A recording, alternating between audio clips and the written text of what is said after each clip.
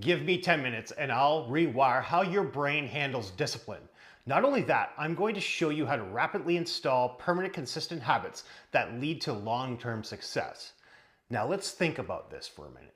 We all know that one person that's always going to the gym 5 days a week, sometimes 6. They eat clean, they always seem to have their meal prep done, and they have that amazing physique that you admire. You know, maybe they only have one cheat meal a week, and they're always finding time in their schedule to go to the gym, and they look fantastic. And you look at them and you say, God, I wish I had their discipline. Well, let me break this to you. That's not discipline that you're witnessing. What you're witnessing there is called a habit. I'm going to say that again. What you're witnessing there is not discipline. What you're witnessing there is good habits. And if you don't understand this and you don't understand the difference, you're going to stay stuck forever, because discipline is exhausting. It really is. And you'll quit before the behavior ever permanently installs in your life. And most people try to white knuckle their way through life using discipline, when discipline was never meant to be the primary tool to use to create a habit. You only need a teaspoon of discipline in the beginning, just like you need motivation. But consistency is where sustainable results in all areas of your life come from, whether that be your health, your wealth, in your profession. Any progress in your life requires consistency, and you only need discipline in the very beginning. If you understand how to make behaviors an automatic, permanent habit, you only need just enough discipline to get started at the very beginning. After that, your brain and your body takes over. It becomes an automatic behavior. So if you're relying on discipline every single day, that means that the habit actually never formed. In this video, I'm going to show you how to stop white knuckling your way through life and finally make lasting habits that stick. Habits that are installed in the brain and the body so it feels effortless. I'm Carlo DeSalvo. I'm a certified consulting hypnotist, and I specialize in behavior change, creating the habits for my clients so they get the results they want in their life. Now let's talk about what's actually going on inside the brain. Habits don't live in your logical thinking brain. They don't live in motivation. They don't live with willpower. They live in this deep part of the brain. They live in what's called the mammalian brain. Specifically in this structure that's called the basal ganglia. And I know that's a funny word, but the basal ganglia, you can basically think of it as a switchboard. And the basal ganglia is essentially a switchboard. Think of it as a go, no-go circuitry. It lets things through, it decides what gets through, what doesn't. And once something gets repeated enough times, the brain stops asking questions, it stops negotiating, and it stops debating. It just runs the program that's installed. So if that part of the brain is primitive, and that part of the brain is also what runs automatic behavior, we need to understand its language. Its language is emotion. So the key to all of this and to creating new habits, it's recording, repetition, and emotion. That's what we need to understand here. So what really rapidly speeds up this process is doing something in repetition and interlacing an emotion with it. So having a goal, a desired outcome, and then feeling it. So this is where most people screw this up. They think that a fit person is waking up every single day in some sort of heroic battle with themselves, like they're Superman or something, or some type of champion, and they're not. Honestly, they're just waking up and they're running different software than you. Software that you don't have downloaded. Now, let's make this even clearer. Discipline is choosing your future self's needs over your present self's desire.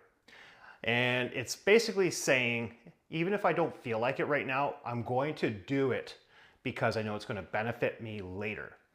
But if you're still running this argument inside your mind 6 months later, then you essentially failed to install the habit. Building the habit in rapid form requires emotion. So to really make this happen, you really need to intensify the emotion. The more intense the emotion, the better. I'm going to ask you to think about this for a minute. Think about any memory that you have from your past, from your childhood, that really sticks out to you. And I'm going to ask you, can you not associate an emotion with that? Some type of an emotion? That's essentially why it got recorded. Emotion is energy in motion.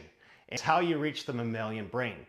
Visualization, either voluntary or involuntary, speeds this process up, and it creates the simulation. So basically these simulated emotions through this simulation and visualization speeds this up. So people that are creating habits are naturally using their visual cortex and this area called the reticular activating system to stimulate the end goal more effectively than the average person can do.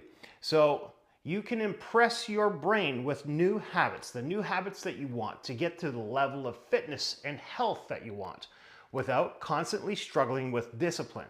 Now let's talk about why some people seem to notice opportunities everywhere while others see obstacles. This is where the reticular activating system comes in.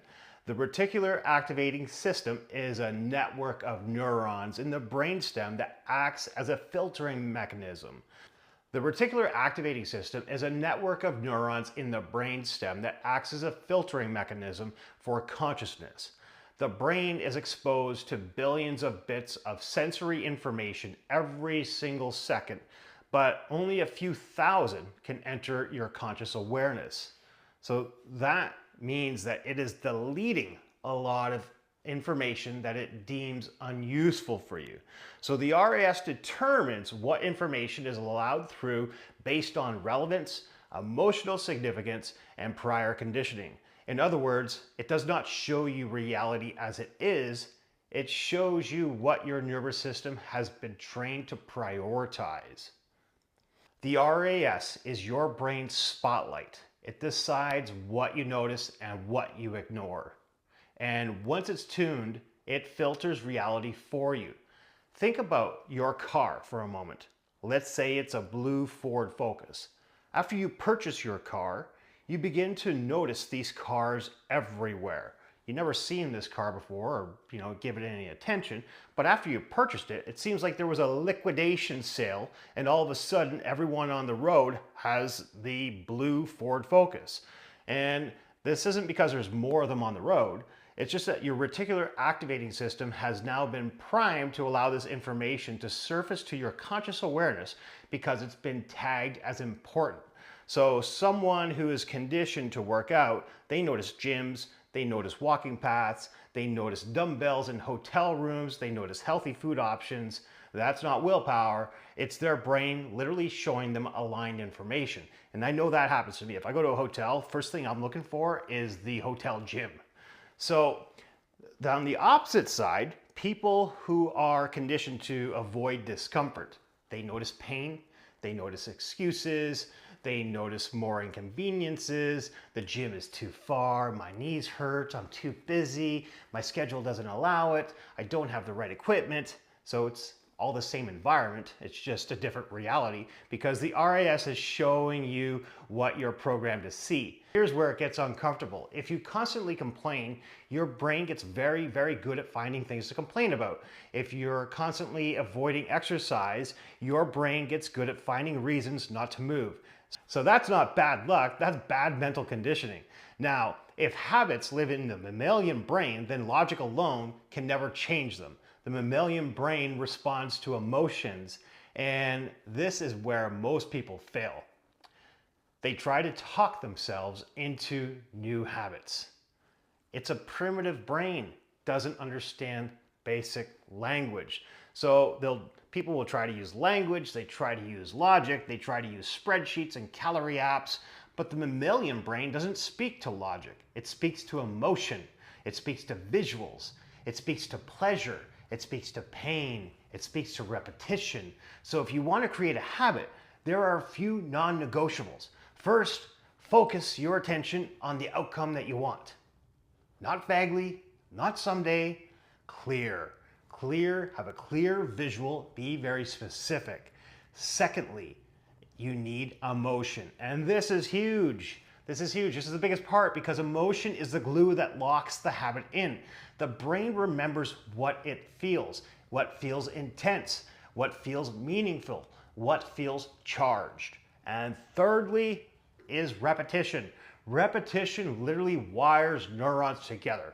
Neurons that fire together wire together, and it just gets stronger and stronger. Every repetition strengthens that connection, like paving a dirt road. Eventually, it becomes a highway. And once it's a highway, the brain prefers it. It's the path of least resistance. It's easier, it's familiar, it's efficient. Now, let's make this personal for a second. I've been working out consistently for 10 years. And if I was to skip 4 or 5 days, I feel off. Maybe even 3 days, I'd feel off. I feel dysregulated. I feel agitated. I feel uneasy, like there's something wrong.